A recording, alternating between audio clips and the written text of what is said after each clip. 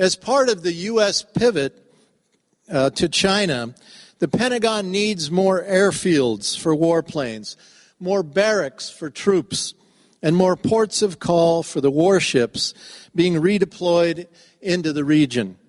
So in places like Jeju Island, South Korea, we see a 500-year-old fishing and farming culture being torn apart, and UNESCO-recognized World Heritage soft coral reefs just offshore being destroyed as a Navy base is being built for U.S. nuclear submarines, aircraft carriers, and the destroyers made in my hometown of Bath. In the U.S. today, more than 60% of every federal discretionary tax dollar goes to the Pentagon to fund the cancerous war machine. Our communities have become addicted to military spending as our physical and social infrastructure continues to deteriorate. There is virtually no money for anything else these days as we witness austerity cuts in social programs all over the nation. The Pentagon says that America's role under corporate globalization of the world economy will be security export. We won't have conventional jobs making things useful to our communities anymore. Instead, we'll build weapons for endless war and send our kids overseas to die for the fossil fuels corporation. In fact, today, weapons are the number one industrial export product of the nation. And when weapons are your number one industrial export product, what is your global marketing strategy for that product line? What does it say about the soul of our nation that we have to keep selling weapons and killing people in order to provide jobs so workers can feed their families? The Pentagon has the largest carbon boot print on the planet, but sadly there is little acknowledgement of that fact by most climate change groups, which well illustrates to me the off-limits nature of the growing military domination of our society. We've become an occupied nation. The corporate oligarchy that runs the show in Washington uses space-based technologies to spy on us and to direct all warfare on the planet. In a way, you could call today's expensive military satellites the triggers that make the high-tech weapons like drones and offensive missiles work. These satellites allow the military to see everything, to hear everything, and to target every place on the planet. We're sold the line that high-tech robotic warfare will save American lives and will be a cheaper way to fight. The military-industrial complex has become the primary resource extraction service for corporate globalization and is preparing the future generations for its dead-end street of perpetual war. Due to the fiscal crisis across the nation, engineering departments, computer science, mathematics, astronomy, and chemistry departments in colleges and universities have become increasingly dependent on Pentagon funding. In the U.S., approximately 40% of all scientists, engineers, and technical professionals today work in the military sector. This is a colossal waste of talent and intellectual resources as we face the coming reality of climate change. Another key reason for the militarization of space is resource extraction on the planetary bodies. One of the Space Command jobs will be to control the pathway on and off the planet Earth.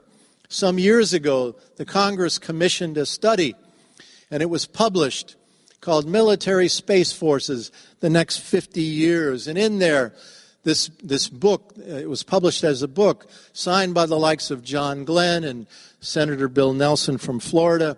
They talked about controlling the Earth-Moon gravity well, controlling who could get on and off the planet Earth, and that with control of the Earth-Moon gravity well, we would be able to hijack rival shipments upon return.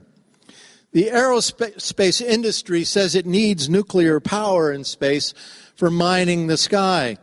Nuclear reactors on rockets will be needed to give them the kind of lift capability to reach Mars. International space law is now being rewritten by corporate interest to allow their control of the planetary bodies. The industry plan is to scrap the United Nations moon and outer space treaties. Rovers on Mars today are currently powered by plutonium-238. I organized campaigns to oppose nuclear launches from the Space Center in Florida in 1989, 1990, and 1997. Future mining colonies on the planetary bodies would be nuclear-powered, necessitating a host of launches of nuclear materials into space on rockets that blow up from time to time. Space entrepreneur Elon Musk says we must move our civilization to Mars. The Mars Society says that the Earth is a rotting, stinking, dying planet, and that we have to terraform Mars to make it habitable. Imagine how much money that would cost. When the Civil War and the Indian Wars ended, the military-industrial complex at the time saw an end to their massive war profits. They needed an enemy to keep the military production lines humming. So a strategy was developed. Journalists and artists were paid to fabricate stories about Crazy Horse, the great Lakota warrior who had been brought onto the reservation in South Dakota in 1877.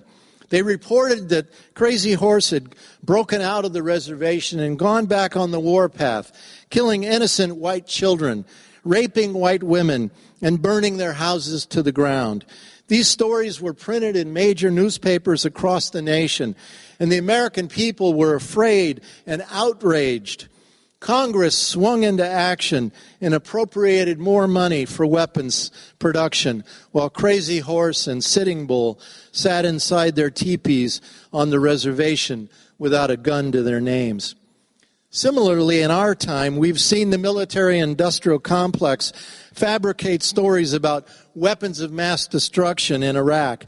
And today we see ISIS, which has been trained, armed, and funded by the CIA, Saudi Arabia, and Jordan, as the justification for the U.S. to get back into Iraq and bomb Syria.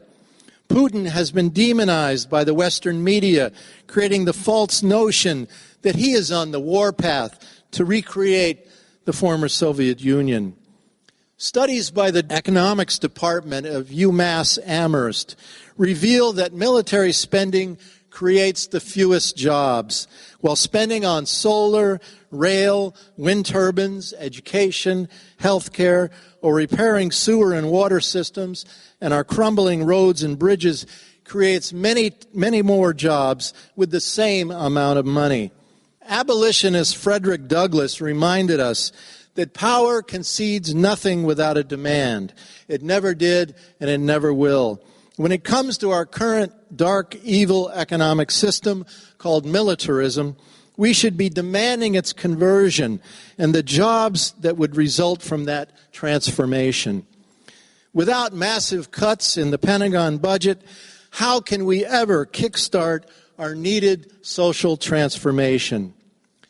The militarization of everything around us is a spiritual sickness. Lakota holy man Lame Deer talked about the green frog skin, the dollar bill, and how the white man was blinded by his love for the paper money. His spiritual connection to the Mother Earth was broken. It's time to repair the sacred hoop.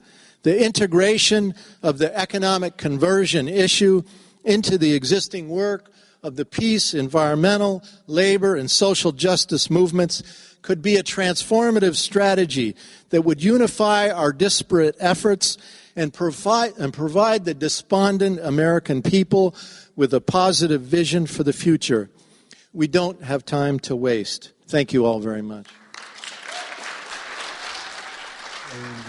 You're listening to a special broadcast of the dynamics of possible nuclear extinction. This is a conference, a bi-yearly conference that is organized by Dr. Helen Caldicott, one of the most significant anti-nuclear campaigners in the on the earth, and are quite an inspiration for generations of young women who have taken up the cause to fight this battle against weapons and plants that wreak and create havoc and incredible possibilities for loss, as Dr. Caldicott has kept us apprised of as it relates to Fukushima. These events have to do with her decision to not forget how dangerous the ongoing situation is at Fukushima, and how important it is to fight this expanding new generation of nuclear weapons being created by the United States.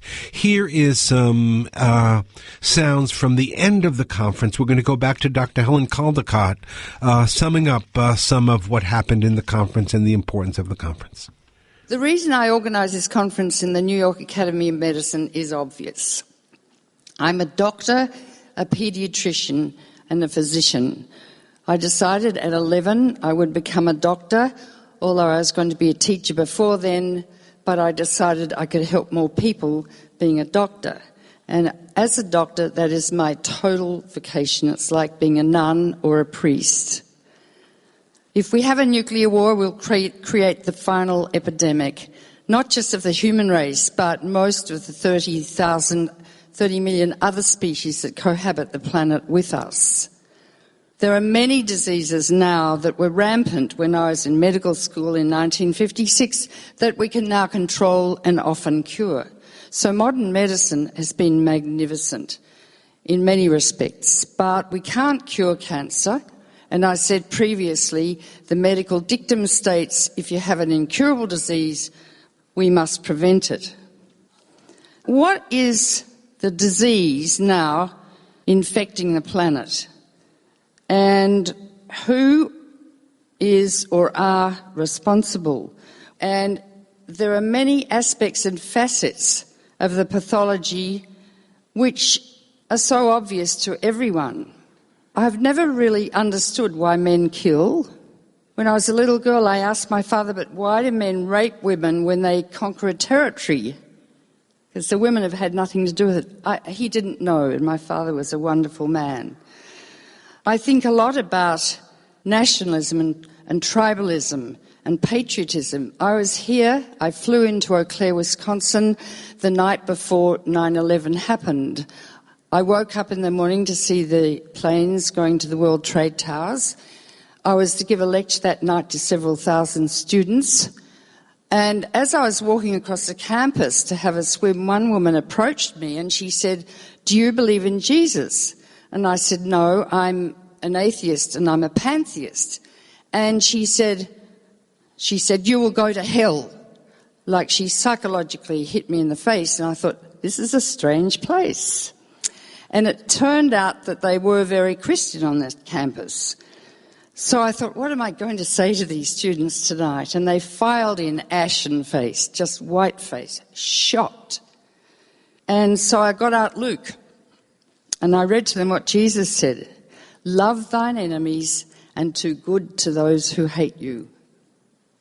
And then I hoped and hoped that America would not seek vengeance. However, several days later, because the planes weren't flying except to deliver the family from Saudi Arabia back to Saudi Arabia, I had to take a Greyhound bus across the country. And the country was swathed in flags, and every single mum and pop store said, "God bless America." And I thought, oh my God, they're going to do it. So vengeance was the attitude, and it was clear that this country unites under that sort of stress and becomes like a tribe. And we know about tribalism, and we know that when we lived in caves as troglodytes, the men had to be strong and kill the saber-toothed tigers as we breastfed our babies in the caves, and we needed the men to be strong to kill the marauding tribes. However, that sort of psychology, mass psychology, is now obsolete. And it again goes back to what Einstein said. The splitting of the atom changed everything. The whole of reality, which we've witnessed, save man's mode of thinking. Thus we drift towards unparalleled catastrophe. And I think, listening to Jan Noland and many others, we saw how the inner workings of Washington operate. I've been fascinated by the language of the military for years, who use such language as missile erectors, soft laydown, deep penetration, nuclear war like one big orgasmic whump. And they talk like this in front of women with no sense of embarrassment at all or understanding of what they're actually on about. So does it come from the reptilian midbrain in these men, this desire to kill, and the bigger the bang, the better? Alice, who was the guy that designed the suitcase bomb? Ted Taylor designed the tiny little bomb that you could carry around in a suitcase, a hydrogen bomb. And I interviewed him on WBAR years ago, and he started talking. He was totally in favour of abolition. He felt terribly guilty. But as he started to describe the explosions, he got more and more excited. And I said, "You really like explosions, don't you, Ted?" And he said, "Yes." So what I think as physicians and all of us, we need to think of, we can count the number of bombs forever, we can look at the technology, we can look at the labs, we can look at the politicians, but we've got to understand the psyche. 1 in 25 people are sociopaths. They're brilliant, erudite, charming, but have no moral conscience. And I will write about this in my next book. But we've all known people like that, and you can point to people like that in your own government, or previously like Rumsfeld and Cheney et al. We can't allow these people. And then I asked Robert Scheer to come, and I asked the wrong person because he didn't write Star Warriors, but there's a book describing the young men at the Lawrence Livermore Labs. They are aged 20 to 30. They have no relationships with anyone, including women. Many have Asperger's syndrome, but they're very brilliant, left brain.